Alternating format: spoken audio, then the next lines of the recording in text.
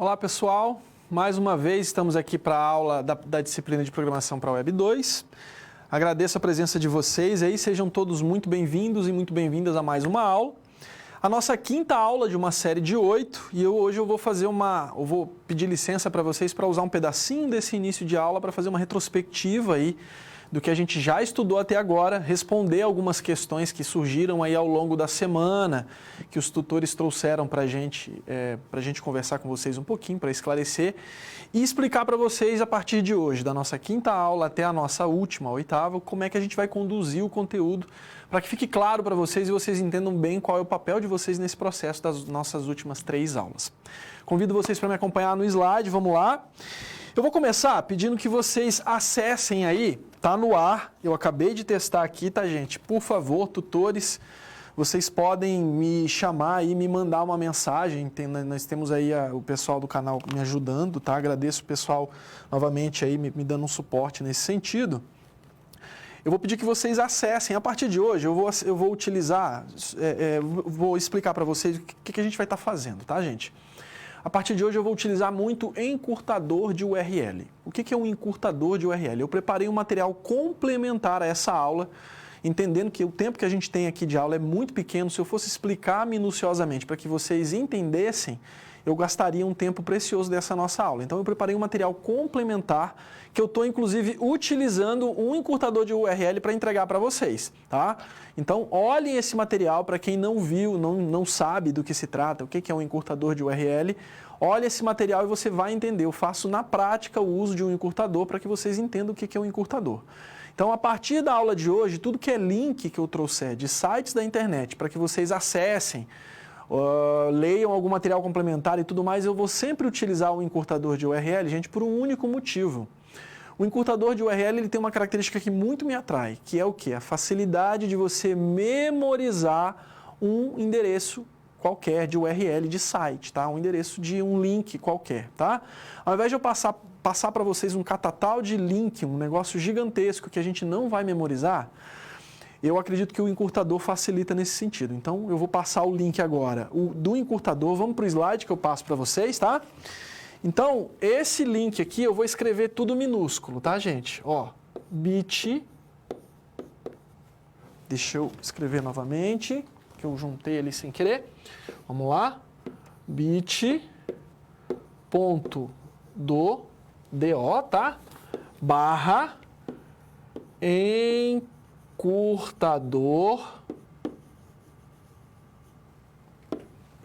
underline, tem um tracinho embaixo aqui, tá? URL. Gente, esse primeiro link, isso aqui é um C, é um material complementar, é esse material que eu acabei de dizer para vocês, que vai mostrar para vocês o que é um encurtador de URL. Quem não souber o que é um encurtador de URL, assista o conteúdo, né? Leia, acesse esse conteúdo que está nesse link para vocês e vocês saberão o que é o encurtador de URL, tá? Agora, o que eu vou pedir para que vocês façam na sequência? Eu vou colocar um outro link aqui, utilizando, se vocês olharem, o encurtador. Qual encurtador eu estou usando? Ó, esse bit.do. Se vocês olharem a primeira parte do primeiro link aqui, ó, é bit.do também. E essa é a tecnologia que encurta uma URL, tá? Então, bit.do, cadastro,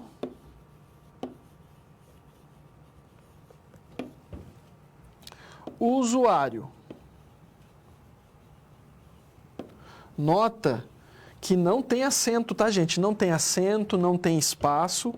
Se vocês olharem aqui, ó, isso aqui é um underline novamente, tá? Então, onde eu colocaria um espaço, eu preencho com underline para que a gente consiga ler cadastro usuário, tá?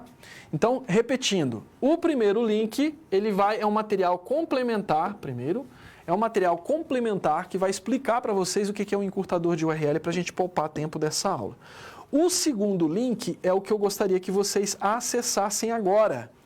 Vocês vão verificar, podem utilizar um dispositivo mobile, pode utilizar um notebook, não sei quem está acompanhando agora qual é a disponibilidade de equipamento que tem em mãos aí, tá? Mas o celular por si só já dá certo, tá, gente?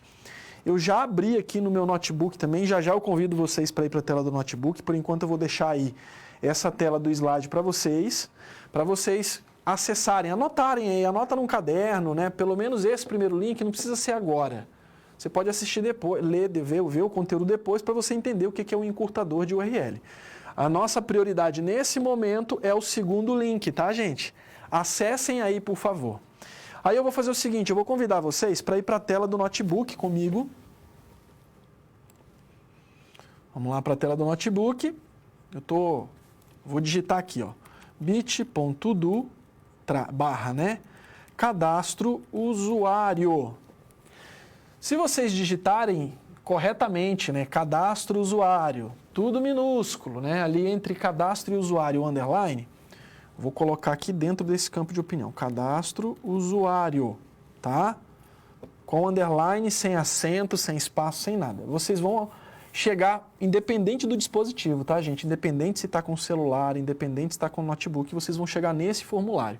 Vocês estão vendo agora, eu vou dar um zoom aqui na página, só para vocês verem melhor. Vocês estão vendo agora um formuláriozinho simples que eu escrevi, é o projeto que eu pretendo desenvolver com vocês para a aula de hoje, é uma atividade, na verdade, né? Não sei se a gente consegue terminar na aula de hoje, mas como nós temos ainda a quinta, a aula de hoje, a sexta, a sétima e a oitava aula, eu pretendo fazer isso aqui bem mastigadinho, porque essa parte é a parte que realmente pega quando a gente vai trabalhar na prática com o desenvolvimento web, tá? Nota o seguinte, o que vocês estão acessando aí?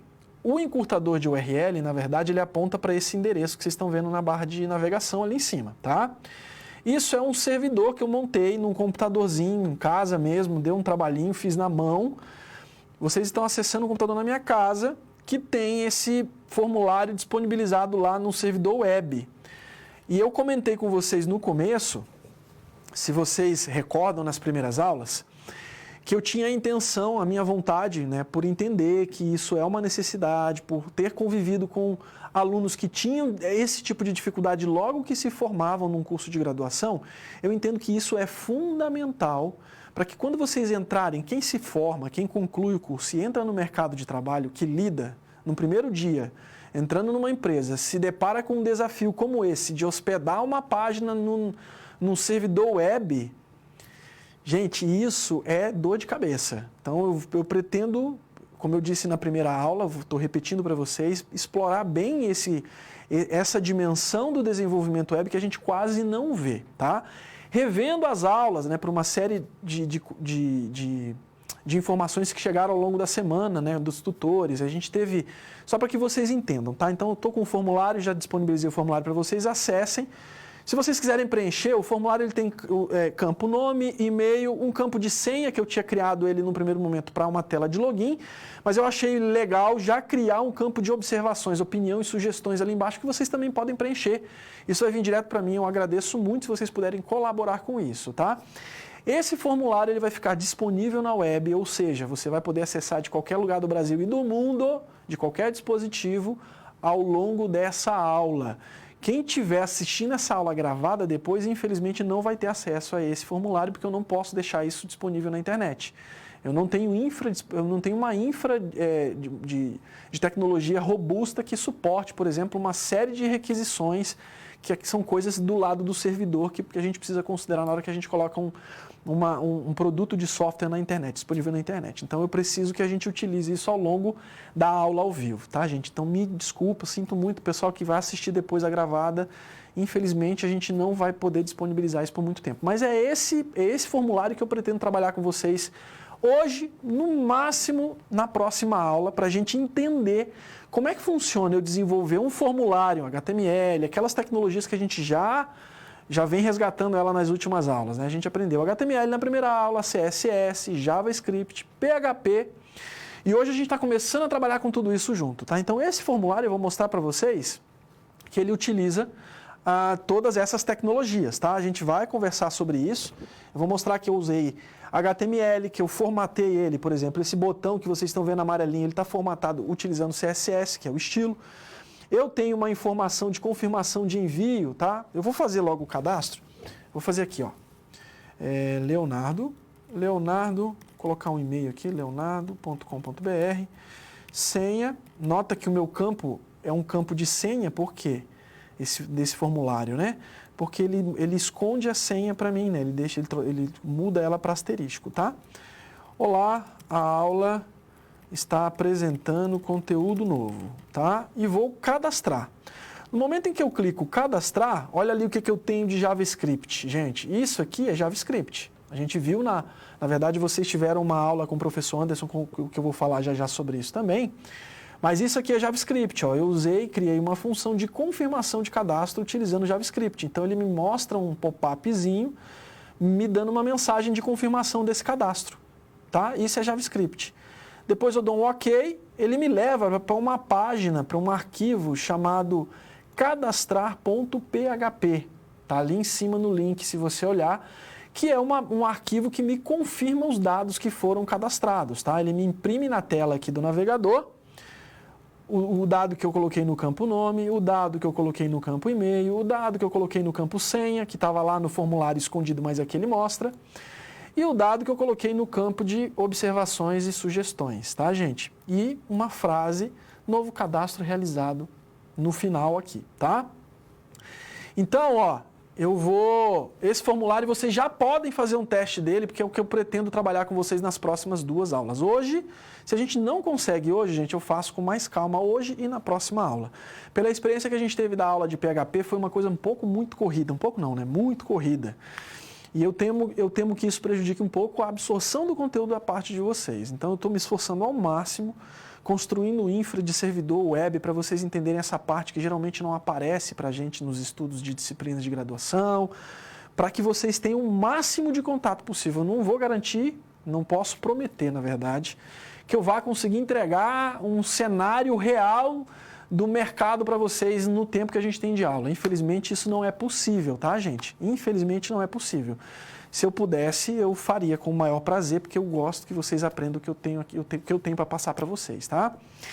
Mas assim, para minimizar um pouco o impacto disso, né, dessa coisa do tempo ser um pouco limitado, né, a gente tem um tempo para cumprir nas aulas, eu pensei de construir os conteúdos complementares, como o conteúdo que eu acabei de passar para vocês, que é o conteúdo que fala sobre encurtador de URL, tá? Então eu pretendo criar um outro conteúdo depois, que vai falar sobre configuração do arquivo de conexão com o banco de dados, que é o que realmente faz com que essas informações que foram cadastradas estejam no banco de dados, tá? Eu vou mostrar para vocês o banco de dados já.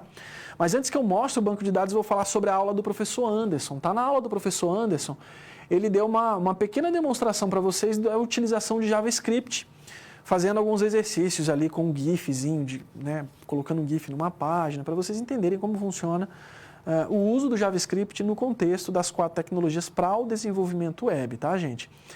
É importante o conteúdo do JavaScript porque com base nele, eu faço coisas como essa que a gente acabou de ver no formulário, que é um pop-up de confirmação de cadastro, tá, gente? Então, todos os conteúdos, eles estão interligados, tá? Então, por favor, fiquem tranquilos com relação a isso, que a nossa intenção é, de fato, trazer para vocês o maior número possível de informação para que vocês tenham contato com essa informação, tá? Mas fiquem tranquilos, porque a ideia, na verdade, de projeto é a gente desenvolver um e-commerce. Mas antes que eu parta para o e-commerce, eu quero mostrar para vocês essa parte de conexão de banco de dados que não foi possível fazer na aula passada.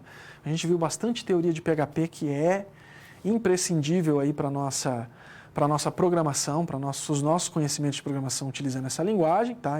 Infelizmente, ela é necessária. Então, eu julguei que seria viável trazer para vocês um pouco mais de teoria, porque hoje a gente vai fazer um pouco mais de prática. E é nessa prática que a gente vai construir esse formulário, que vai ser base para o nosso projeto de e-commerce, que é o que eu pretendo desenvolver na próxima aula, tá? Antes que a gente volte para o slide, eu vou convidar vocês para a tela do notebook novamente, para eu mostrar para vocês a inserção desses dados lá no meu banco de dados, tá? Eu estou utilizando novamente o PHPMyAdmin. Se vocês olharem aí na tela, eu estou mostrando ele para vocês. E ele também está na web, tá? Está lá no mesmo servidor. E esse aqui é o banco de dados que eu criei para mostrar para vocês as inserções desse formulário que a gente vai conhecer na aula de hoje. Olha só, eu tenho algumas, deixa eu verificar se tem, ó, já tenho algumas inserções. Ó, o Everton que está aí mandou alguma mensagem, o Thiago escreveu também, mandou alguma mensagem, Leonardo Barbosa, eu acho que foram feitas agora essas inserções, tá? Então, nós temos aí alguns dados já mostrando para vocês que os dados estão sendo inseridos no nosso banco de dados, tá, gente? Dá para vocês verem aí com o PHP MyAdmin. Eu vou fazer isso localmente, mas estou mostrando para vocês que ele já está rodando na web, tá? Eu já tenho ele funcionando na web aí.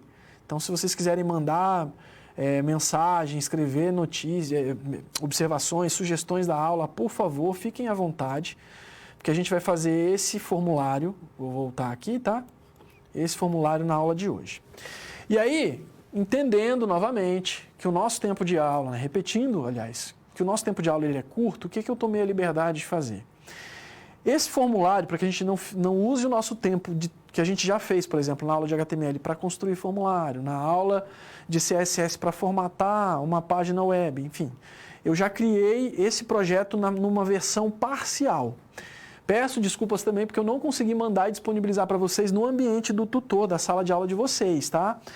Para minimizar isso, o que eu tomei a liberdade de fazer? Utilizando o encurtador de URL, eu disponibilizei ele na internet para vocês baixarem aí. Então, quem estiver assistindo agora ao vivo essa aula, vai conseguir fazer esse exercício de baixar o conjunto de arquivo agora, se estiver utilizando um computador, e fazer isso agora no computador, tá? Vou para a tela do slide que eu vou mostrar para vocês o link desse material parcial que está pronto aí para vocês. Quem assistir essa aula gravada depois também vai poder acessar esse material, tanto por esse link que eu estou passando aqui agora, quanto pelo ambiente de estudo de vocês, porque aí até amanhã eu consigo disponibilizar os tutores e pedir que eles subam aí. Inclusive eu peço aos tutores que estiverem me ouvindo, gente, mandem uma mensagem para mim, para eu identificar quem é o tutor que está com essa disciplina, com o acompanhamento dessa disciplina, por favor, tá? Então eu mando para os tutores, eles disponibilizam para vocês. Mas quem quiser pode acessar por esse link aqui também, que eu preferi pecar pelo excesso do que pela falta, tá, gente? Então olha lá, vou escrever tudo minúsculo, porque é tudo minúsculo, bit.do/cad, traço, tá? Ó, aqui é traço. Usuário, traço, parcial. O que vocês vão ter, gente, nos arquivos disponíveis nesse link, tá? Vou deixar aí uns segundos para vocês escreverem na tela. Novamente, bit.do, nessa primeira parte, /cad, traço, tá, gente? Isso aqui é um traço, não é underline agora. Usuário, nota que a palavra usuário não tem acento, tá, gente? A gente não usa acento e caracteres especiais em URL de site, tá? Nenhum. Então, ó, usuário sem acento, novamente traço e aí parcial. E aqui não tem espaço, tá, gente? Apesar de que pode parecer para vocês aí que tem um espaço entre, por exemplo, aqui, ó, entre CAD e o traço, não tem, é tudo junto, tá? Sem espaço, que nós também não podemos utilizar espaço em URLs. Então, vocês vão acessar esse link. Façam aí, por favor. Vou fazer aqui na tela do computador, convido vocês a me acompanhar. Vou lá, ó, bit.do/cad, traço, usuário, traço, parcial.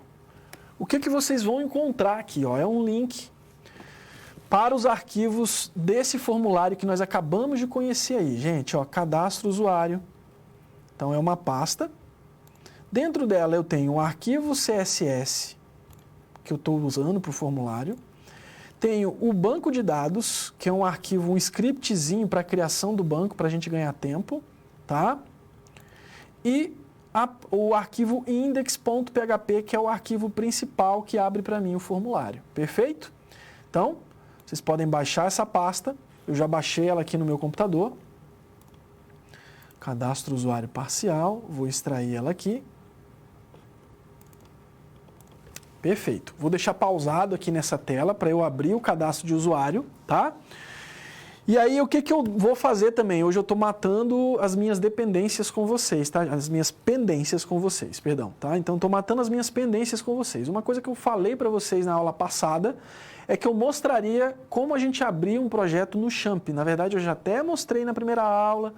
Foi muito rápido, talvez vocês não tenham conseguido entender como é que funcionava o procedimento ali, né? Lembrando, o Champ, ele é um ambiente, é uma ferramenta que traz um conjunto de pacotes dentro dela, tudo pronto para a gente, preparado para a gente desenvolver uma aplicação qualquer no nosso computador de maneira local, tá?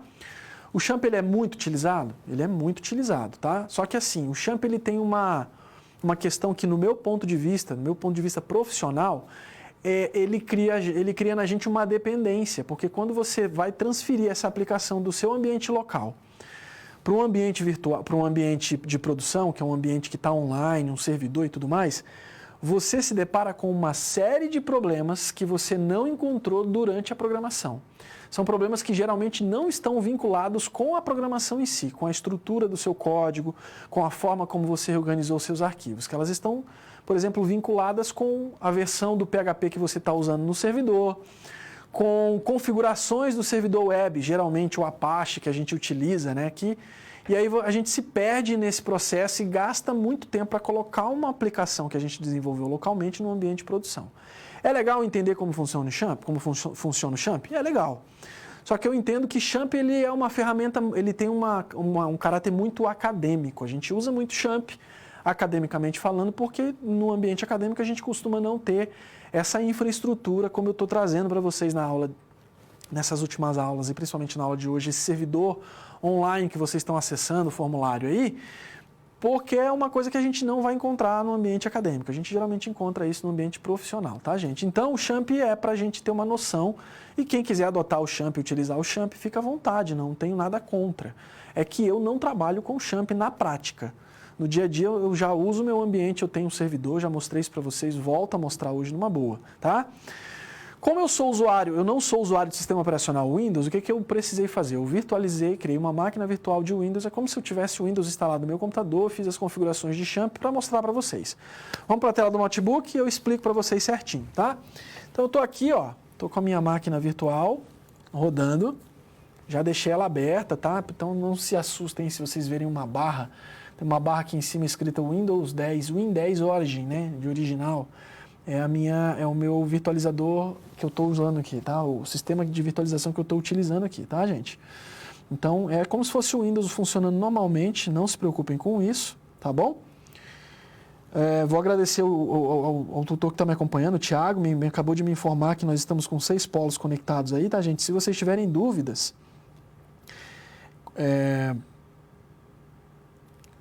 com relação a essa parte mais prática da vida profissional de um programador web, podem perguntar, que à medida do possível eu vou explicando para vocês. Lembrando que a gente tem um tempo limitado de aula para estudar, tá, gente? Então vamos lá. Eu estou com o Champ aberto, já deixei aqui, ó, trouxe um formulário. Para quem não lembra, quando eu instalo o Champ no Windows, ele cria uma pastinha. Ó, vou abrir aqui, vou fechar. Vou abrir o explorador de arquivos. Quando eu abro o explorador de arquivos, para quem não sabe o que é o explorador de arquivos, é esse programa que me dá acesso a todos os arquivos do computador, tá, gente? Então eu tenho aqui do lado esquerdo da minha tela a árvore de diretórios, tá? A árvore de pastas. E aí eu tenho disco, no meu caso aqui, eu tenho disco local C. O que é esse disco local C? É o lugar do meu HD no meu computador onde todos os arquivos de todos os programas que eu instalo vão ser colocados, tá? Então eu tenho tudo aqui dentro. Se você notar, depois que eu instalo o Champ, ele cria uma pastinha com o mesmo nome, aqui no diretório raiz, a gente chama C, o disco local C de diretório raiz, né? Então ele está trazendo para mim, ele mostra para mim o Champ. Quando eu entro na pasta Champ, dou 2 cliques, ele vai trazer para mim aqui, ó, uma pastinha chamada htdocs. Quem desenvolve, gente, utilizando o Champ como ambiente de produção local, né, como um ambiente para testar a sua aplicação, para testar o que você está desenvolvendo localmente, geralmente coloca os arquivos que estão sendo desenvolvidos, os códigos que estão sendo escritos dentro dessa pasta que eu selecionei agora, que está aparecendo para vocês. Deixa eu dar um zoom aqui, se eu consigo aumentar ela para vocês. Está aqui, ó. htdocs. Eu consegui aumentar o ícone, mas não consegui aumentar o texto, tá? Vou reduzir novamente. Não ajudei muito, né, gente? Desculpa. Então, olha lá. htdocs, tá? Esse htdocs é o ambiente, né? A pasta do meu Champ, onde eu coloco os arquivos que vão aparecer no meu navegador quando eu startar os serviços do Champ que eu preciso, tá? Vou abrir, já tomei a liberdade de já colocar, criei uma pasta aqui chamada aula 5 e coloquei um arquivo index.php aqui dentro, que é um código de um formulário sem formatação alguma, tá, gente? Esse formulário ele tá cru, não é a intenção a gente retomar esse tipo de conteúdo porque a gente já viu nas aulas passadas, é mais para vocês entenderem como funciona o Champ, tá? E aí para eu acessar no navegador, olha só para mostrar para vocês, eu não tenho nenhum dos serviços que o Champ me oferece. Ele me oferece Apache, que é o servidor web, ele me oferece banco de dados MySQL, tá? Não tem nenhum startado. O que eu vou fazer? Eu vou aqui no meu navegador, que eu já deixei aberto também, nesse caso eu estou usando o Firefox aqui, tá, gente? Vou digitar aqui localhost. Quando eu digito localhost, ele vai procurar no diretório raiz, se eu tenho o servidor Apache rodando, e vai trazer para mim o que tiver nesse diretório raiz aqui no meu navegador, tá? Ele está carregando ali, nota que ele terminou e ó, não foi possível conectar nada, tá? Por quê? Porque eu não tenho o servidor web rodando, que é o que me entrega, por exemplo, uma página web no meu navegador, tá? O meu servidor web, como eu já mencionei, é o Apache. Vocês estão vendo ali no Champ, que é o Apache, tá? Então, por que eu falo do Apache, tá, gente? Porque existem outros. Por exemplo, tem o Nginx, que é muito utilizado também, tem crescido bastante no mercado. Tem algumas características que o tornam até melhores aí do que o Apache, dependendo, prestem bem atenção no que eu estou falando, tá? Dependendo do cenário no qual ele vai ser configurado, tá? Depende muito do cenário. O que é o cenário? É o servidor que vai ser utilizado para se configurar uma aplicação e etc, tá?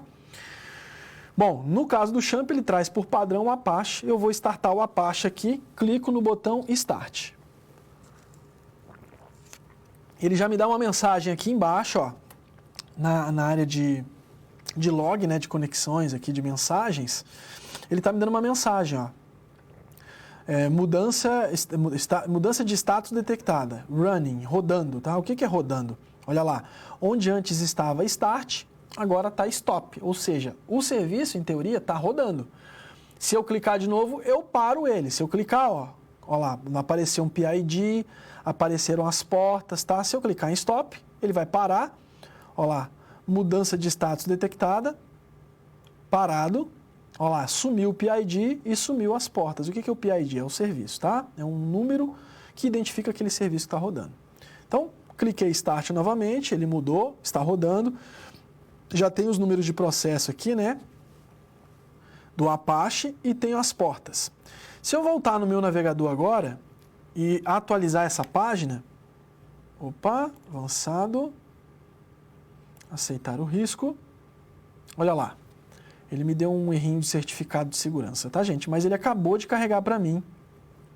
Localhost Dashboard. Se vocês olharem aqui, ele me mostra a configuração disponível, né? Ele me dá uma mensagem de boas-vindas, tudo em inglês, né? Obviamente. Mas ele me mostra a configuração, a base de configuração que o Champ me entrega para desenvolvimento. PHP, inclusive Pure aqui. Eu tenho MariaDB, que é uma outra versão de banco de dados aí, se comparado com o MySQL, que veio meio que para substituir até o MySQL, tá, gente? Muito bom também. Há algumas características que diferem ele do MySQL, tornando melhor um pouco até do que o MySQL, tá? Mas enfim, não vou entrar nas minúcias técnicas disso.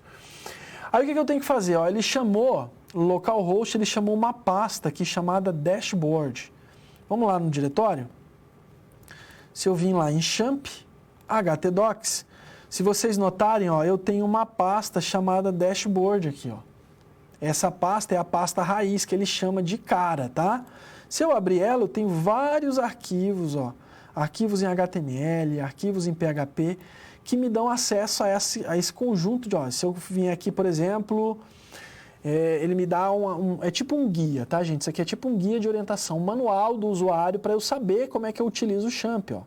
Então, se eu vim aqui, por exemplo, em phpMyAdmin, clicar aqui, ele vai abrir um outro arquivo que está disponível lá dentro daquele diretório, nesse conjunto de informações aqui, tá? Para a gente não perder tempo, deu um errinho porque ele tem que conectar, eu não configurei o phpMyAdmin para conexão, tá?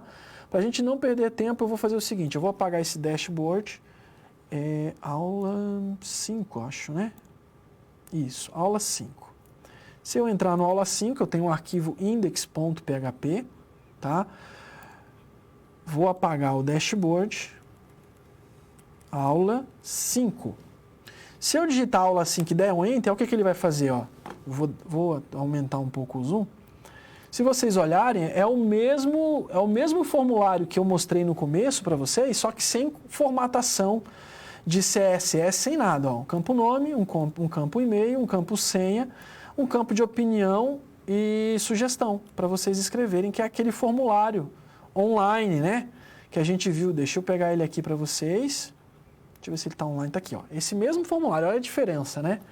Esse formulário aqui eu estou usando CSS, estou usando JavaScript, estou usando, ele foi escrito em PHP, já está com conexão a banco de dados e tudo mais, tá, gente? Esse aqui não tá, que eu estou mostrando para vocês. Aqui não tá. É mais para mostrar para vocês o Champ em funcionamento, tá bom? Para quem perdeu, eu recebi algumas mensagens pedindo essa mãozinha de falar do Champ, e eu realmente peço desculpa mais uma vez, eu estava devendo, porque eu estava prometendo para vocês, e eu estava com essa pendência aí de cumprir essa promessa, de mostrar para vocês o funcionamento do Champ. Então, eu estou matando isso hoje, estou entregando isso hoje para vocês, e a partir das próximas aulas eu volto para o meu ambiente, que é um ambiente muito mais próximo do ambiente de produção, que eu já mencionei para vocês, tá? Então, está aqui, vocês estão vendo, se eu parar o Champ e vir aqui, espera um pouquinho, atualizo a página, ele vai procurar, né? Lembrando que para eu acessar uma página escrita em PHP, salvo, né, com .php, eu tenho que ter um servidor web ali funcionando, em PHP funcionando também. O Apache, nesse caso, faz isso, tá? Se eu rodar simplesmente um código HTML no meu navegador localmente, eu nem preciso do Champ funcionando. O código HTML, o navegador já funciona, tá? Olha lá, então ele já não achou mais a conexão, perfeito? Então eu vou parar o Champ, peço licença para vocês, vou desligar a minha máquina virtual, que eu não usarei mais. Vamos lá para o meu slide, esse é o formulário, vamos ver como é que está aqui o nosso banco. Vou abrir aqui também, gente, o FileZilla, tá? Já estou com o meu ambiente mais próximo de produção aqui, já no gatilho, tá? Deixa eu abrir o FileZilla, comentar um pouco sobre o FileZilla também. Acho que já mostrei assim muito por alto o FileZilla, mas não falei em profundidade o que ele é, tá? Então, gente, FileZilla é esse programa que vocês estão vendo, né? Volto a dizer para vocês, infelizmente eu uso tudo com fundo escuro, tá, gente? Eu acho que vocês estão vendo aí. Se por algum motivo vocês não estiverem vendo nesse fundo escuro, me façam saber, por favor, acionem os nossos colegas tutores, peça que eles me mandem aí um sinal de fumaça, um SOS, que eu acompanho daqui e vejo o que eu posso fazer aqui de pronto para que vocês consigam acompanhar o que eu estou explicando. Para mim, é fundamental que isso ocorra, tá? Que vocês me acompanhem aí. Bom, FileZilla, repetindo, né? FileZilla ele é um programa de transferência de arquivos, né? Para quem já trabalha, eu não sei se alguém tiver a vontade para me mandar essa informação, manda pelos tutores, por favor. Quem já trabalha aí com algum tipo de desenvolvimento para web, de transferência de arquivos, que já usou algum tipo de sistema de transferência de arquivos tipo FTP, por exemplo, que é um protocolo de transferência de arquivos que eu também não vou entrar porque não cabe aqui nessa disciplina, tá, gente? Mas é mais para dizer para vocês, aqui no FileZilla ele trabalha com isso. Eu vou simular a configuração de um novo servidor aqui, tá? O que é um novo servidor? Isso aqui, vocês estão vendo que eu tenho algumas configurações prontas aqui, né? Eu crio uma interface de conexão com o meu servidor web, tá, gente? O FileZilla, ele praticamente é o cara que vai fazer isso no ambiente de desenvolvimento profissional, onde você precisa transferir uma aplicação que você desenvolveu web para um servidor de produção. Tá? Não é tipo assim, eu ouvi isso de um aluno esses dias no curso técnico que eu dou aula também. Ah, professor, a gente não pode só colocar num pendrive e conectar no... Não, de jeito nenhum. Servidor, gente, geralmente ele fica inclusive em ambiente protegido. Em ambiente protegido, tá? Eu vou procurar aqui daqui a pouco para ver se eu mostro uma foto para vocês.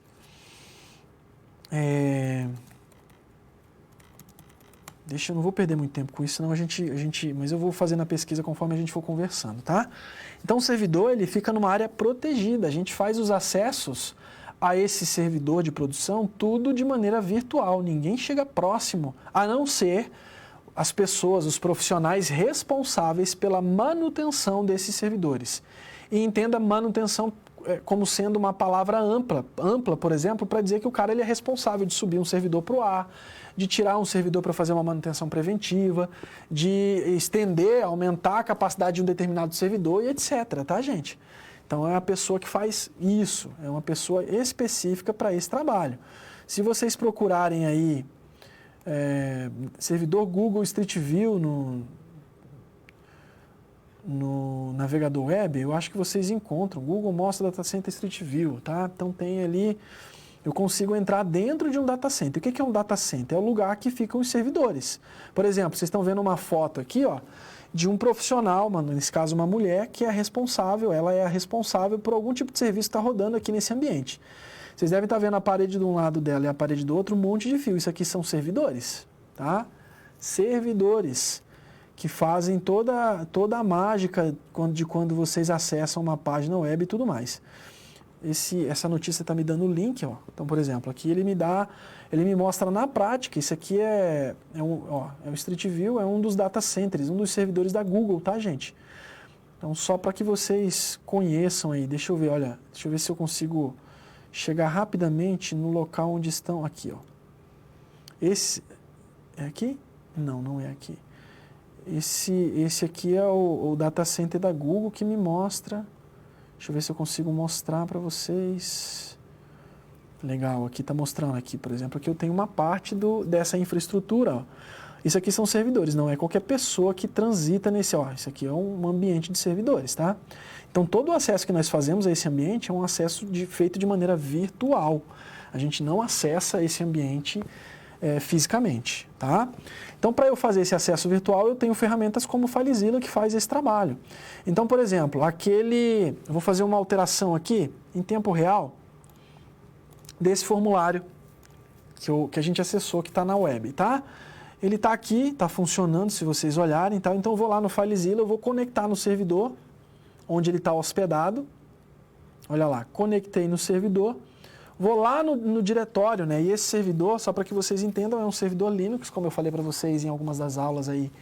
Hoje tem um dado mais recente ao qual eu tive acesso, ele mostra que 80% dos servidores hoje que rodam a aplicação web são servidores Linux, tá, gente? Eu tenho uma pergunta aqui do Polo de Arapiraca, tá? No Alagoas. O Anthony me pergunta, professor, os profissionais que trabalham com web devem adotar o Linux ou podem usar só o Windows mesmo?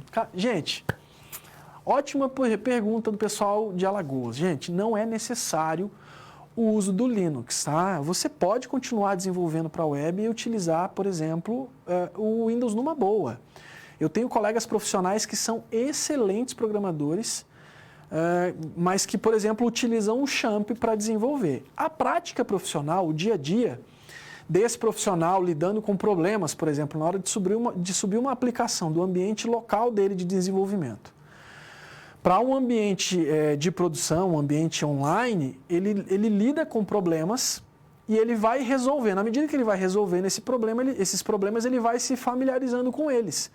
E aí torna-se algo mais simples de se resolver. Então, toda vez que... E aí, o que acontece? Ele até consegue, por exemplo, no momento de desenvolver uma aplicação, já prever um determinado problema e resolver esse problema pensando, por exemplo, em algum módulo do PHP. Ele vai desenvolver uma aplicação que ele roda, em alguma função dessa aplicação precisa de um módulo específico do PHP. Ele lida com esse problema uma determinada vez, na hora de transferir isso para um ambiente de produção, gasta um pouco de energia ali, um pouco de inteligência para resolver esse problema, pesquisa, vai em fóruns, procura na internet, resolve esse problema. Ele se familiariza com aquele problema. Uma segunda vez, ele tenta subir novamente uma aplicação para o ambiente de produção, ele tem um problema semelhante. Ele lembra que já teve esse problema, então ele vai lá e mais rapidamente resolve esse problema. E aí ele descobre que isso se deve à falta de um módulo, por exemplo, do PHP que não tem disponível, que não foi configurado no ambiente de produção, mas que o Champ já entrega pronto. Então, o que ele faz antes de subir a aplicação? Chega um momento que ele já resolve esse problema, ele não vai ter mais ele. Então, não tem problema, tá, gente? Eu, Leonardo, professor, profissional da área, utilizo Linux, já tem mais de 10 anos que eu trabalho com Linux.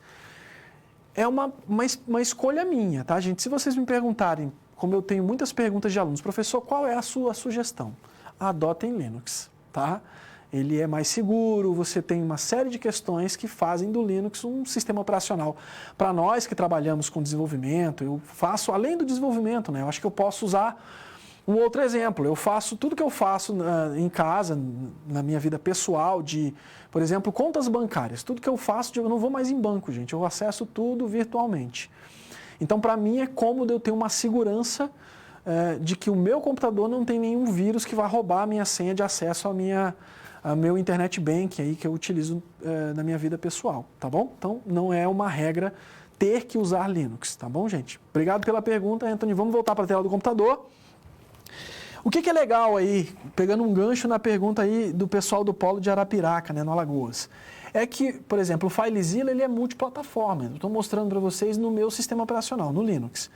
Mas você tem ele disponível para Windows também, você tem ele para macOS, tá bom? Então, ele é bacana por isso. Conectei no meu servidor, tá, gente? Deixa eu retomar porque eu fiz a pausa para explicar, ó. Estou com o formulário online funcionando. Vou voltar para o meu FileZilla, eu vou fazer uma alteraçãozinha aqui, para quem está aí me assistindo e entende, vai entender o que eu estou fazendo, tá? Eu vou fazer uma alteraçãozinha boba, olha lá, a minha pasta usuário aqui, né, que é a minha pasta, o meu diretório, na verdade, no Linux chama de diretório, ó, que é o diretório onde está esse formulário. Eu vou fazer uma alteração nele, botão direito, e o FileZilla é legal por isso, eu posso fazer tudo pela interface gráfica, tá? Usando o mouse normalmente. Porque as pessoas temem, quando fala de Linux, que você tem que usar aquela tela preta com um monte de comando, né? Eu uso, mas não é necessário nesse caso aqui. Encerrado. Vou alterar o nome da pasta. Vou voltar lá no meu... Vocês podem me acompanhar, gente. Façam um teste aí, por favor. Olha lá. Voltei no meu formulário online, vou atualizar a página. Olha lá o que aconteceu. Ele está fazendo uma requisição, né? A requisição da URL não foi encontrada no servidor, ó. The request URL was not found on the server. Então, a requisição da minha URL, né, não foi localizada nesse servidor. Ele me mostra aqui, por exemplo, o Apache, que é o meu servidor web, ele mostra o sistema do meu, que inclusive é Linux também, no meu servidor e tudo mais, tá? Uma simples alteração que eu fiz aqui, que vocês acabaram de ver. Vou voltar lá e vou desfazer essa alteração, ó. Já estou conectado, não preciso conectar de novo. Enquanto eu estiver conectado aqui, gente, ele vai me manter conectado se eu não ficar muito tempo com o FileZilla parado aqui, tá? Então, olha só, botão direito, renomear. Vou remover ali o underline encerrado que eu tinha colocado, né? Vou voltar lá. Ó, usuário. Perfeito? Voltei a minha página para o ar, tá, gente? Tenho mais uma pergunta aqui, muito boa, gente. Compensa ter um servidor em casa? Depende muito da necessidade de cada um, tá, gente? Eu não sei, passo para vocês já. Mas, por exemplo, o servidor que eu tenho em casa é um computador normal. Dá para ver o tamanho da minha mão aí, né? É um NUC, N-U-C. Computadorzinho bem fraquinho, e isso é uma vantagem. Por isso que o sistema operacional Linux é utilizado muito para servidor. Ele exige muito menos, além, lógico, das questões de segurança e tudo mais, ele exige muito menos recurso de máquina, muito menos recurso de memória, de processador da máquina, tá, gente? Então, por isso, é uma das características. Por que eu estou dizendo isso? Porque o que eu tenho lá em casa é um computadorzinho, um NUC, desse tamanhozinho, com pouquíssima memória, com HD pequeno, processador fraco, e por isso que eu falei para vocês no começo da aula, eu não consigo deixar ele online, porque se tiver várias requisições, imagina, eu estou dando aula para pessoas do Brasil inteiro. Se eu tiver aí 1000, eu nunca testei, tá, gente? Eu nunca fiz esse teste, até porque é um ambiente, posso chamar caseiro, doméstico? Não sei, não sei qual o termo adequado para isso. Mas é um ambiente que eu uso para eu testar minha aplicação dentro de casa na minha rede. Então, além, lógico, do servidor que eu tenho local no meu próprio notebook, porque às vezes eu estou viajando, paro numa rodoviária, paro num aeroporto, vou ficar um tempo esperando, eu abro o notebook e posso trabalhar no meu notebook. Mas isso exige, olha só, que eu tenho uma configuração um pouco mais robusta no notebook, porque aí eu tenho que virtualizar o sistema, eu tenho que configurar, é tipo um sistema rodando em cima de outro. Então isso exige um pouco mais de robustez aí, de configuração no meu notebook. Eu posso dizer para vocês que eu tenho porque eu precisei disso, tá bom? Pessoal, obrigado pela pergunta, ótima pergunta também, tá bom, gente? Então, mostrei para vocês o formulário, mostrei o FileZilla ali, que é uma ferramenta que me permite fazer conexões remotas aí para mexer, copiar arquivos do meu ambiente local para o meu ambiente virtual, para o meu ambiente de produção, perdão, tá? Lógico, isso aqui ele ainda é muito pouco perto do que a gente tem hoje em grandes empresas, tá, gente? Hoje em grandes empresas a gente utiliza coisas como Git. Não sei se vocês já ouviram, eu vou escrever no slide, vamos comigo para o slide? Não sei se vocês já ouviram falar, se tem alguém que conhece aí, por favor, me manda um oi. Mas hoje as coisas elas estão muito mais evoluídas. O que eu estou mostrando para vocês de FileZilla, de máquina virtual ainda é básico, tá? Hoje no ambiente de produção, no ambiente profissional, a gente usa muito Git, versionamento. Tá? Você produz, você desenvolve uma aplicação, sobe essa aplicação para um servidor Git rodando lá, esse servidor Git já tem coisas automatizadas, por exemplo, de teste do seu código. Porque um ambiente de produção, gente, você não é simplesmente desenvolver uma página, um website e já subir para o ambiente de produção. Isso passa por um processo de testes, tem que fazer vários testes. Então, por exemplo, com o Git versionamento, a gente tem coisas de automação de testes já feitas pelo próprio Git. A gente não precisa de intervenção humana para realizar esses testes, tá bom? Então, hoje, a gente tem coisa muito mais robusta. Perfeito?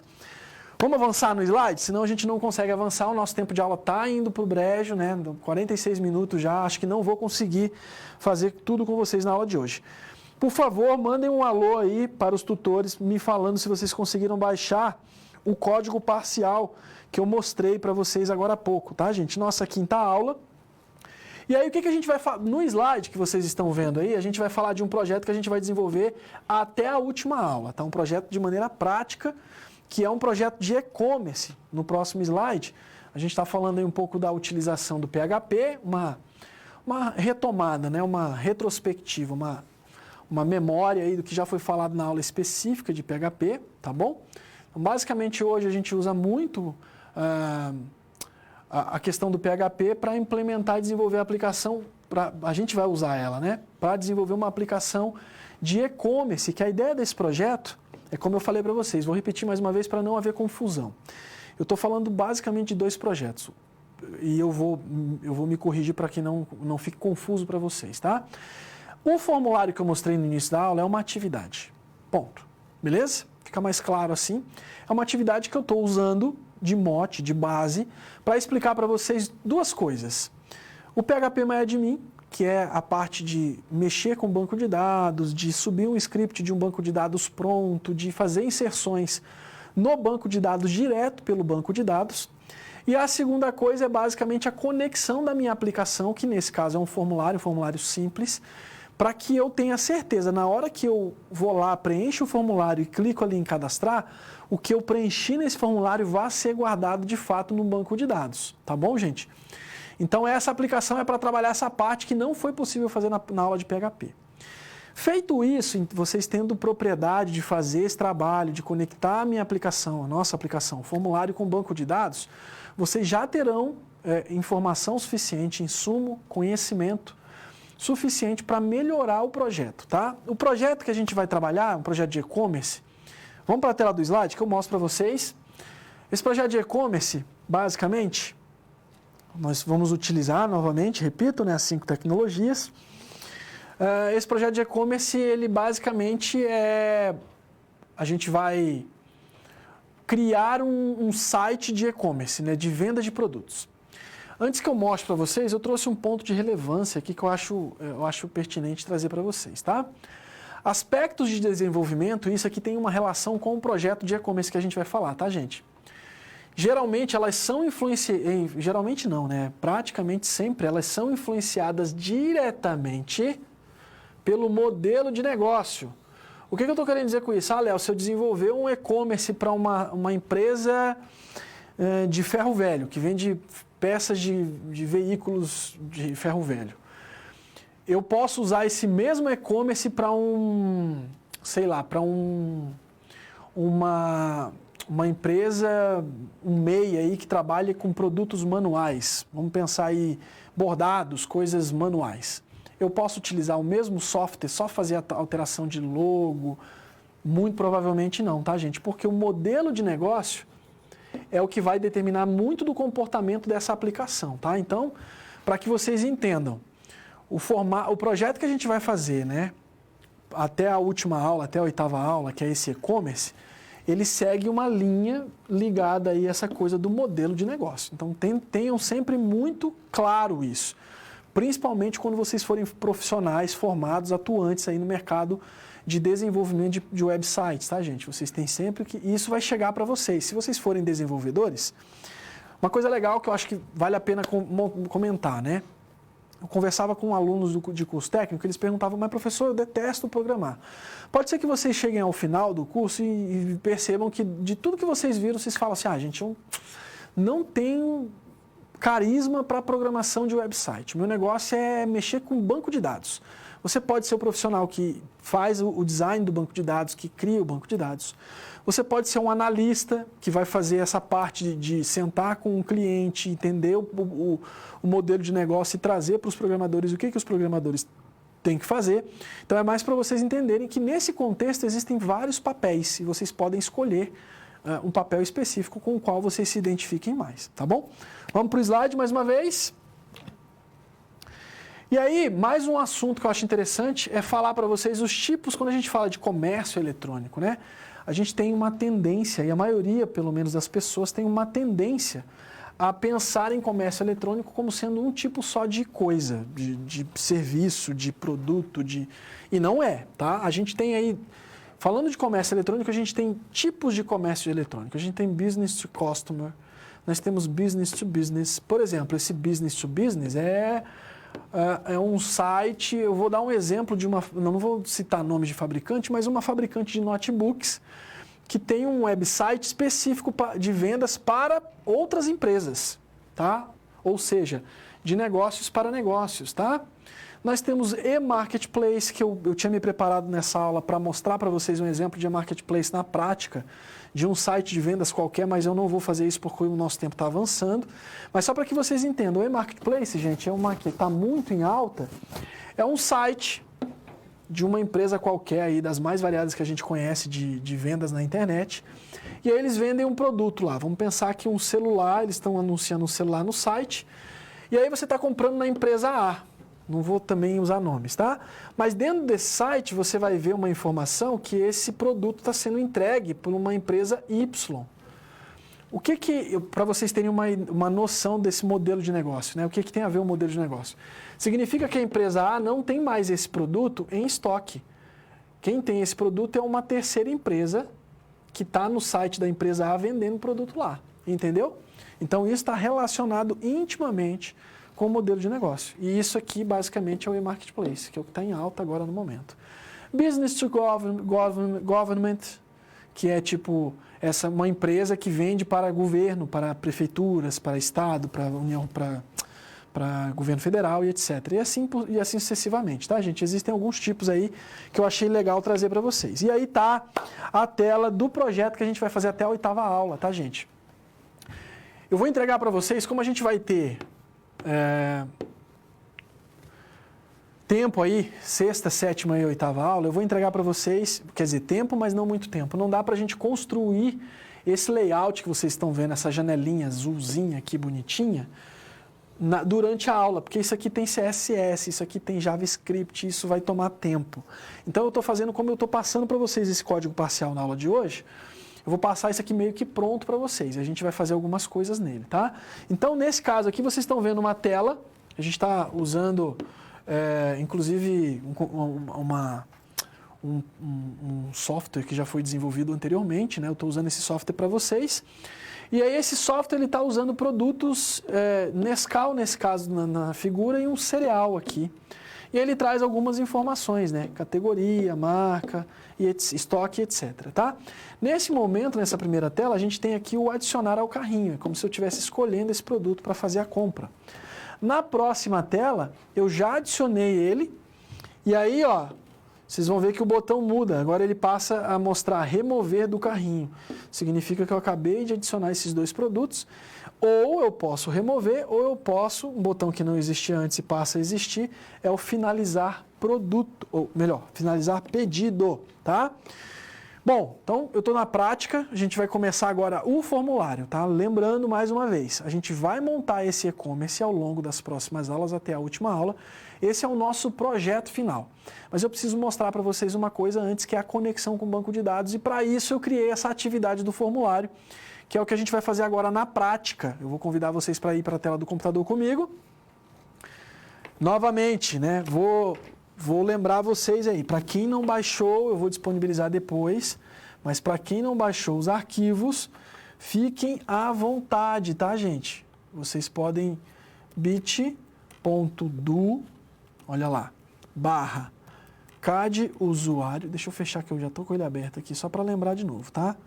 Opa, CAD, usuário,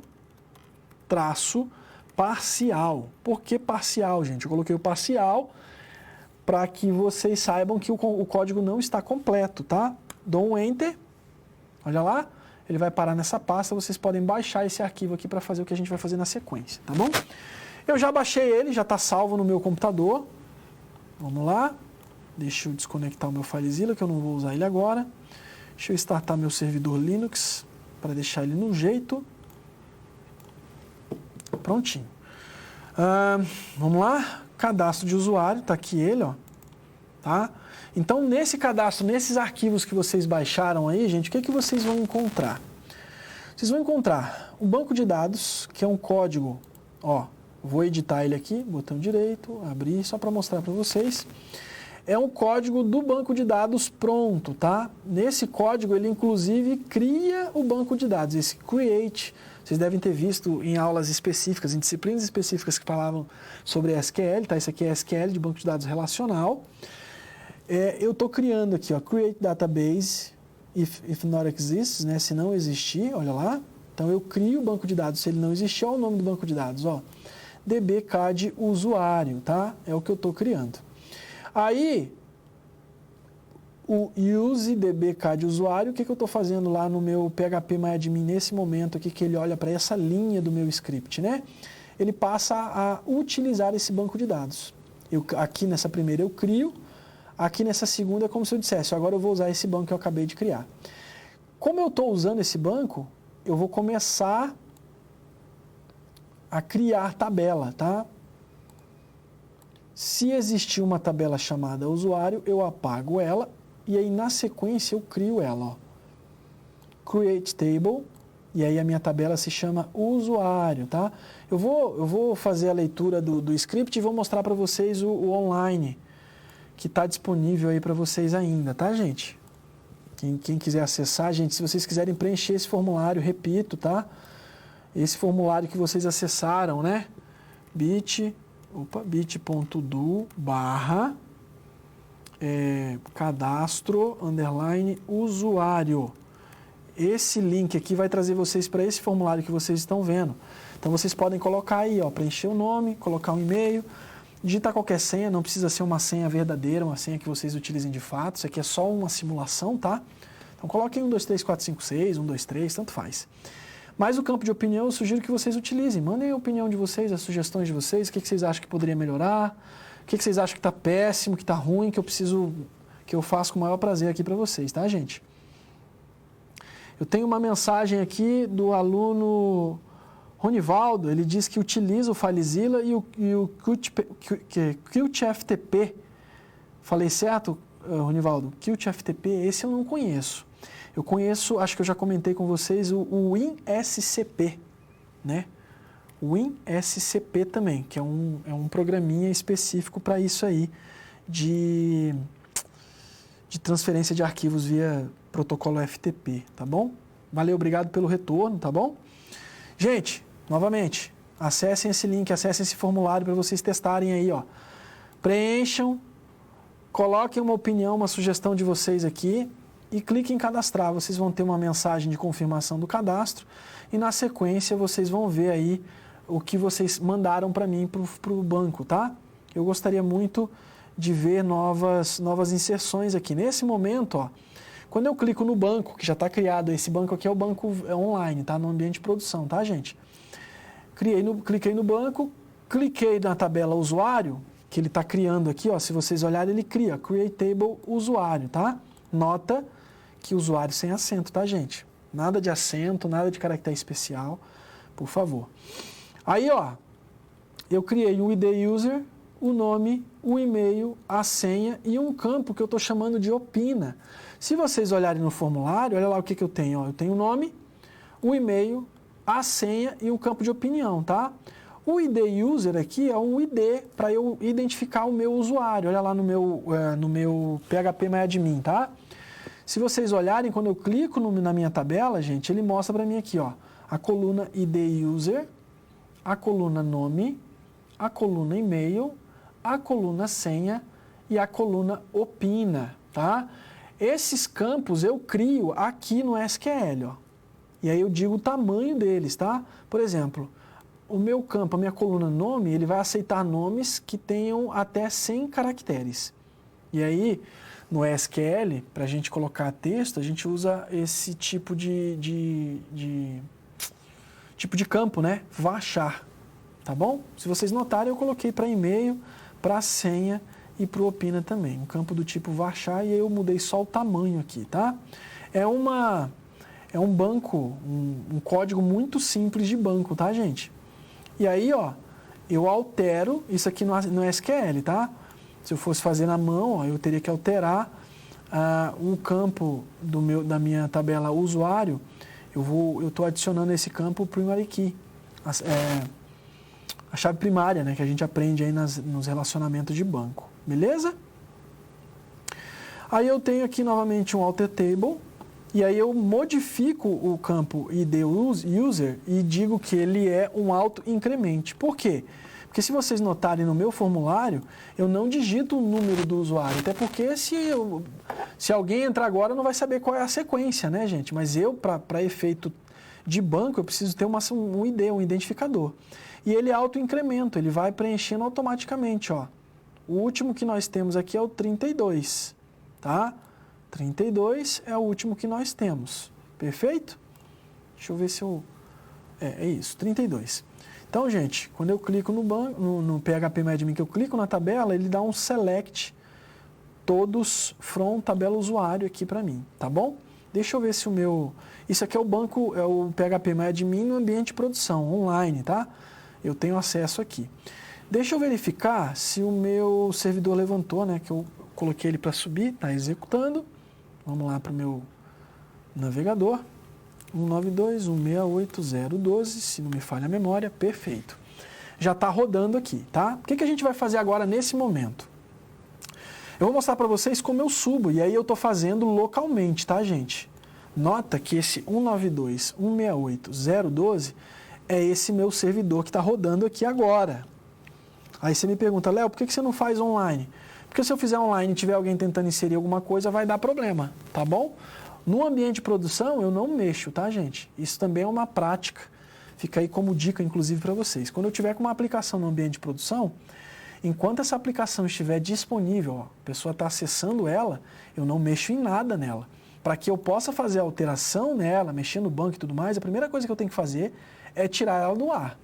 Tá? Para não acontecer de naquele exato momento que eu estou fazendo uma alteração, por exemplo, no banco, tem uma pessoa acessando essa aplicação em algum lugar, fazendo uma inserção nela. E aí a gente vai ter uma dor de cabeça danada. Então a primeira coisa no ambiente de produção é tirar essa aplicação do ar. Tá? Para não fazer isso aqui, para que vocês possam acessar aí online, né, o formulário, eu vou fazer localmente. Quer dizer, é um localmente com ambiente de produção local aqui, né? Eu tenho um servidor Linux rodando. Se eu clicar aqui, ó, na pasta usuário, vocês vão ver que eu estou com o mesmo formulário. Ó. Aqui está o formulário, só que aqui ele está no bit.do/cadastro _usuário. Se vocês digitarem aí, vocês vão vir parar nesse formulário aí, que está aparecendo para vocês na tela agora, que é o que está no ambiente de produção. O que eu vou fazer para não criar confusão aqui na cabeça de vocês? Eu vou fechar o do ambiente de produção, ou seja, eu vou fechar o formulário que está online na internet disponível para vocês e vou fechar o PHP MyAdmin aqui. Por favor, gente, entrem, coloquem as contribuições de vocês. Está parado aqui, ninguém mais preencheu nada, tá? Eu vou fechar o PHP MyAdmin no ambiente de produção, vou trabalhar com ele localmente. Vou fazer novamente 192.168.0.12. Olha lá. Vou abrir o PHP MyAdmin aqui no meu servidor local, tá? Aqui o meu acesso é outro. Deixa eu lembrar que agora eu digitei a senha do ambiente de produção. Eu não lembro se é a mesma do... Isso, tá aqui, tá funcionando, tá? Tô com o meu DBK de usuário cadastrado aqui, tá bom? Já fiz uns testes de inserção. Eu coloquei um último aqui, Leonardo. Vou colocar uma mensagem aqui. Vamos fazer um teste aqui, rapidão, gente. No ambiente de produção local, tá? Eu vou colocar aqui João Pedro, para diferenciar. João Pedro,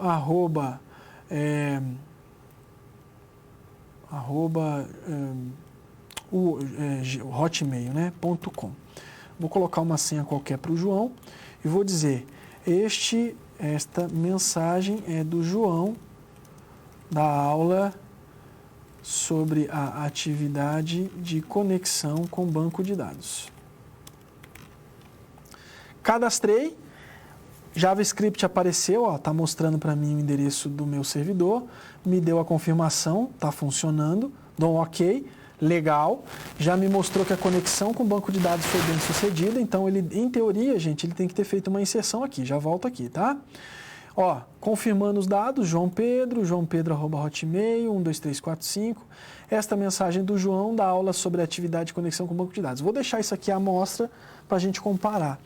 Vou voltar no meu PHP MyAdmin, lá no meu servidor local, né?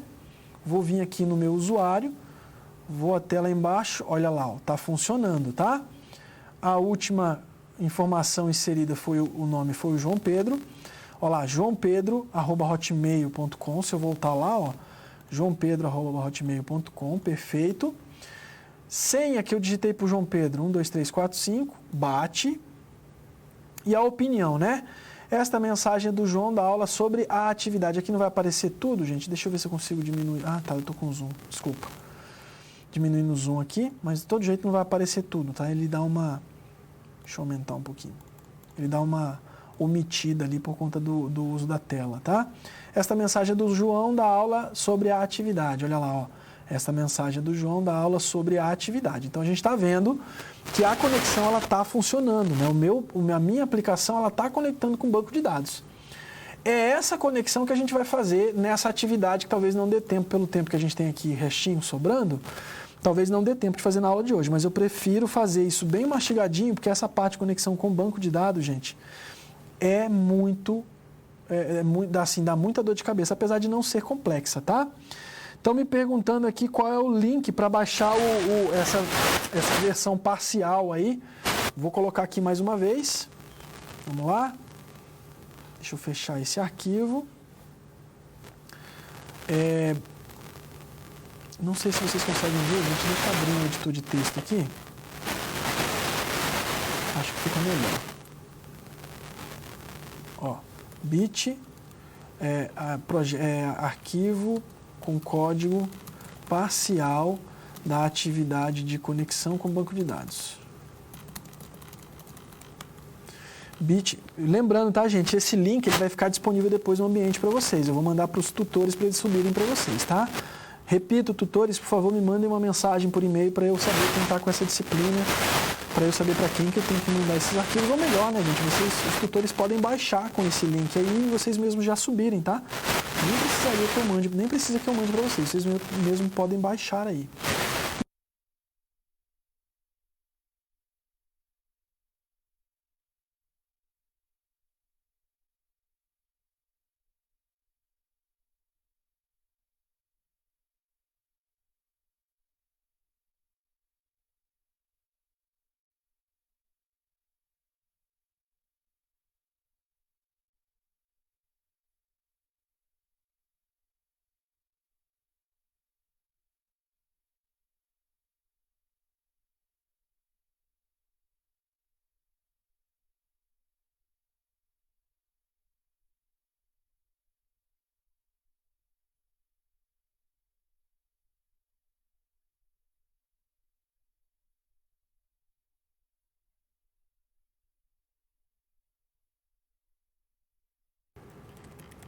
Beleza, gente? Então vamos lá, ó. Tava lembrando o link aqui que eu anotei e perdi nas minhas anotações.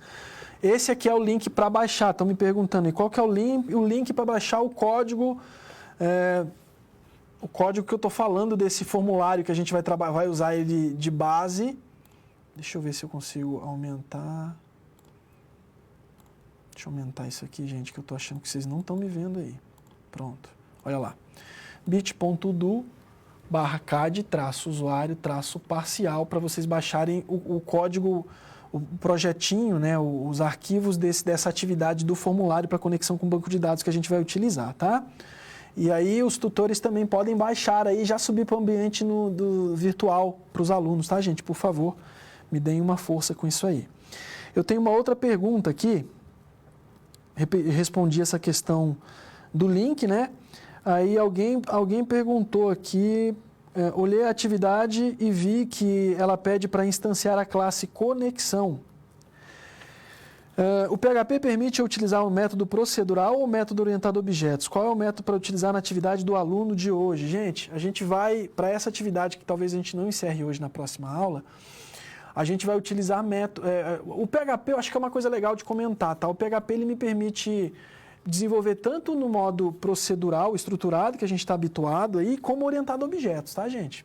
Muito tranquilamente. As versões mais novas, inclusive, trouxeram melhorias aí, por exemplo, PHP 7.4, trouxeram melhorias nesse sentido, né? Na verdade, o futuro aí, a gente está caminhando basicamente para a reutilização de código. E a reutilização de código, porque reutilizar código, gente, ele evita que eu tenha gasto de pessoal, gasto de tempo e gasto, obviamente, financeiro, tá? Então, você pode, por exemplo, criar uma classe complexa que faz alguma coisa num determinado sistema e usar essa mesma classe para outro sistema, sem precisar ter que criar ela de novo. Então, orientação a objeto acaba sendo muito utilizada, mas a gente pode usar dos dois jeitos, tá?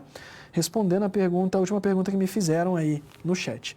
Então, esse é o link para baixar o código parcial, já estou com ele baixado aqui, já mostrei, né? A gente viu o código do banco. E o que ele tem, gente? A gente tem um CSS e eu tenho esse arquivo index.php, tá? Eu vou precisar criar outros 2 arquivos. Se vocês notaram ali na hora que eu faço um cadastro, o outro arquivo que eu preciso criar é um arquivo de conexão, tá? Que eu vou chamar de conexão.php, tá, gente? Só que aí eu preciso mastigar esse arquivo com vocês para que vocês entendam bem o que tem que fazer. Esse código parcial traz só para mim, ó, vou abrir aqui deixa eu abrir o meu editor, o Atom. Eu acho que é uma pendência que eu tenho com vocês também mostrar no Sublime, né? Eu sou um programador que sou viciado numa ferramenta e tenho dificuldade para outra, gente, me desculpe. Mas fiquem tranquilos que eu vou fazer, tá? Vou usar o Atom aqui para abrir os arquivos. Deixa eu só lembrar... tá aqui, onde eu coloquei, né? Ó, cadastro usuário parcial, cadastro usuário. Vou abrir essa pasta. Lembrando, né? Eu faço isso, o Atom ele abre um novo ambiente já com os arquivos que estão dentro daquela pasta, tá? Então, naquela pasta eu tenho um CSS que eu estou usando para formatar o meu formulário, para deixar o meu formulário, por exemplo, ó, cadê? Deixa eu abrir de novo aqui. 192.168.012. Usuário. Ó, por exemplo, o meu botão amarelo aqui, tá aqui, ó, BTN, tá? Eu defino a cor e tudo mais, ó. Então, isso aqui é formatação CSS que a gente não vai fazer de novo porque a gente já aprendeu, então pra gente ganhar tempo, tá? O arquivo de BD do banco de dados vai aparecer aqui, mas eu não vou abrir ele no Atom, não preciso, apesar de que eu posso, né? Se eu quiser olhar o script SQL que eu vou usar lá para montar o meu banco de dados no PHP-MyAdmin, eu posso abrir aqui também, tá? Mas eu não vou fazer nenhuma alteração nisso. Isso está pronto para vocês ganharem tempo, tá? E o meu index.php, se vocês lembram, né? A gente falou isso na aula de PHP, eu estou usando uma estrutura de HTML, né? Ó, eu começo o arquivo com doctype, HTML, E aí, como eu tenho ó, o script, o JavaScript que eu estou usando lá, aquele pop-upzinho que aparece, é um JavaScript no próprio arquivo, tá, gente? Eu não estou usando fora, não estou importando ele para o meu arquivo de código, né? Eu estou usando aqui dentro mesmo. E aí, se você olhar, eu tenho um bloco aqui, ó. Eu estou fazendo um confirma CAD, né? Eu tenho uma classe de confirmação. E aí eu digo, ó, alert, cadastro realizado com sucesso. Confira as informações. É um scriptzinho de JavaScript muito simples. Acho até que vocês viram isso na aula do professor Anderson, tá? Por isso a importância do conteúdo de JavaScript que vocês viram naquela aula, tá? E aí, ó, eu crio essa função e lá no botão btn, cadê? Aqui, ó. O nome da minha função é confirma CAD, tá vendo? Lá no meu formulário, eu tenho aqui, ó, eu fiz um input do tipo submit, que é para criar um botão, né? A gente criou uma classe btn enviar, que eu estou usando no código CSS, vocês já viram, né? Ó, eu estou formatando a classe btn enviar, tá? E aí, ó, o nome, e aqui eu estou chamando esse onClick, para na hora que eu clicar nesse botão, ele chamar para mim a função JavaScript que eu criei para mostrar aquela confirmação que vocês viram lá, né? Aquele pop-upzinho de confirmação. Tá aqui, ó, confirma CAD, tá bom? E aí eu vou... Nota que eu estou chamando aqui, ó, no meu formulário, eu estou iniciando o meu formulário no meu código, e aqui ele já está chamando, nesse parcial, ele já está chamando um arquivo chamado cadastrar.php, tá? O que esse arquivo vai fazer, gente? Esse arquivo ele é o responsável por inserir os dados no banco de dados. É nesse arquivo que eu faço isso, tá? A gente pode começar a fazer ele hoje, mas eu acho que não vai dar tempo da gente terminar.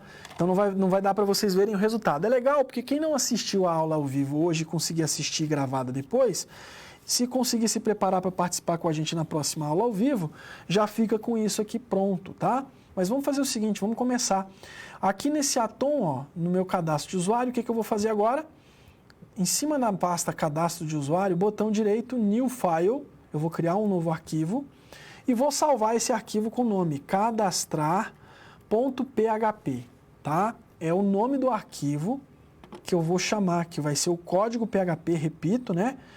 Que vai ser o código responsável pela inserção dos dados no banco de dados. É dentro desse arquivo que eu vou fazer a inserção do código que eu vou precisar para colocar os dados que estão no meu formulário no banco de dados. E aí aqui no meu formulário, no meu index.php, eu estou usando o método post, tá, gente? Deixa eu já criar esse arquivo. Criei, ó, já está criadinho aqui, a gente vai parar aqui, tá?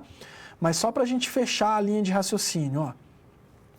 No meu index, que é o meu arquivo principal, né, o que chama aí a aplicação, o formulário, eu estou usando, né, dentro do meu body aqui, ó, eu criei um título, cadastro de usuário, e eu inicio um form, ó. Nesse form eu estou usando um método post, tá? Eu preciso usar esse método para isso aqui, porque a gente tem o post e o get. Quem não viu, tá no material da disciplina, a gente tem uma explicação bem legal lá sobre esses métodos.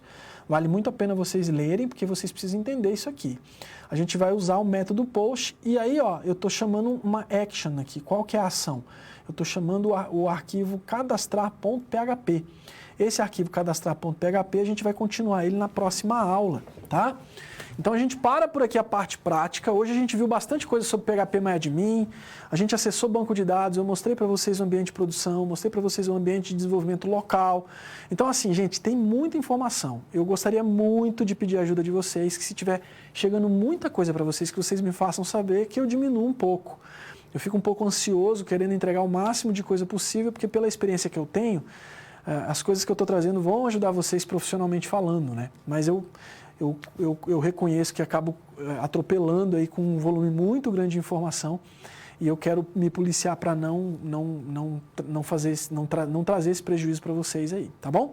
Então, para a próxima aula, a gente tem a responsabilidade de criar o arquivo cadastrar, né, o código do arquivo cadastrar, que é nele que eu vou colocar todo o código o PHP com os inserts no banco de dados. Aí eu vou pegar a informação que estão nos campos no formulário e guardar no banco de dados. E aí eu ainda tenho um arquivo de conexão, que vai ser o cara aí, o Coringa, que vai fazer essa conexão com o meu banco de dados para que o arquivo cadastrar consiga acessar esse banco de dados e fazer as inserções na minha tabela do banco de dados. Perfeito? Gente, por hoje é isso. Muito obrigado pela paciência de vocês. A gente se vê na próxima aula.